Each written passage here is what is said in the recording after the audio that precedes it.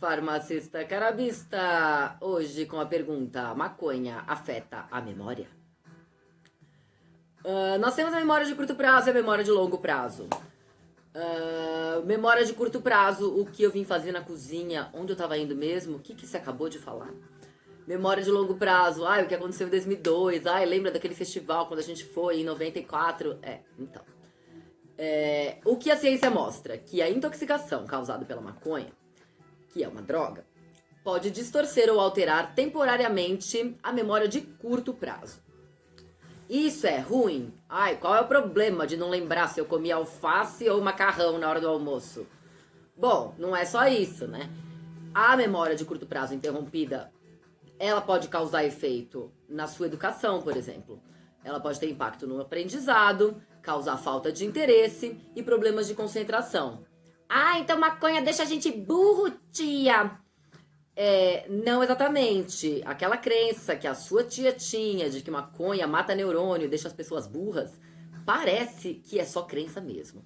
As pesquisas estão mostrando que a maconha pode ter inclusive um impacto positivo em doenças degenerativas que impactam a memória, como Alzheimer, Huntington e epilepsias.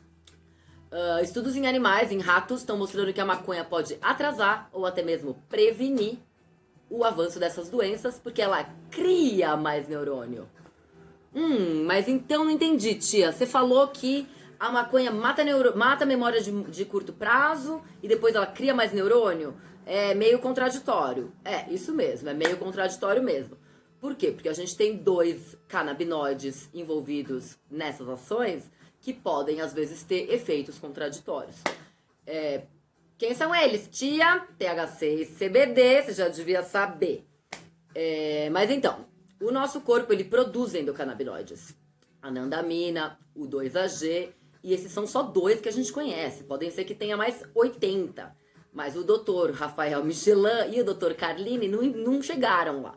Então a gente precisa de mais cientista para pesquisar mais. A cannabis é um campo do conhecimento em aberto. Queremos pesquisadores, queremos gente trabalhando. Aliás, meu currículo está ali. Wanna Brands, hire me. Whatever. Vamos lá. O que o THC faz? Então a gente tem esse sistema, no nosso sistema endocannabinoide, que nada são mais do que receptores e moléculas com a ajuda de algumas enzimas, como qualquer outro sistema, o sistema imunológico, o sistema digestivo, o sistema respiratório.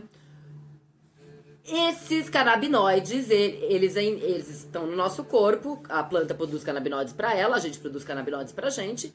E o que o THC faz? O THC se liga preferencialmente, em vez desses endocannabinoides que a gente produz no nosso corpo, ele vai lá e cata o receptor pra ele, e aí a gente sente o efeito de doidão, bateu, curtiu. Ficar louco significa que o THC se ligou no receptor, preferencialmente às suas moléculas naturais do seu corpo. Porque felicidade também existe no mundo sem maconha, tá, gente? Ninguém precisa fumar o tempo inteiro pra ser feliz. Só a gente que é maconheiro, eu entendo. Vamos desmistificar toda essa ideia. Muito bem. E aí? E o CBD? Por que esses efeitos são contraditórios, né? A gente queria chegar. Porque o CBD, ele interfere nessa ligação do THC com o receptor e ele faz com que tudo seja mais mellow, mais leve, mais suave, entendeu? Então uma experiência com CBD vai ser sempre mais suave do que uma experiência com THC puro. Muito bem. E aí, o que mais? Dizem, alguns estudos com imagem mostram que o cérebro de adolescentes que começam a fumar muito cedo ficam com o córtex frontal e temporal mais finos, mas ninguém sabe direito o que isso significa, porque se a maconha cria mais neurônios, então pode ser que não exista uma deficiência em si. Mas essas 2 áreas, o córtex frontal e temporal, são responsáveis pelo processamento da memória. Então pode ser que tenha alguma coisa a ver. E que mais? E quanto maior o uso, quanto mais frequente o uso, maior o risco. Então, e também a notícia boa é que se você parar de usar, tudo volta ao normal. Sua memória de curto prazo volta ao normal e fica tudo normal.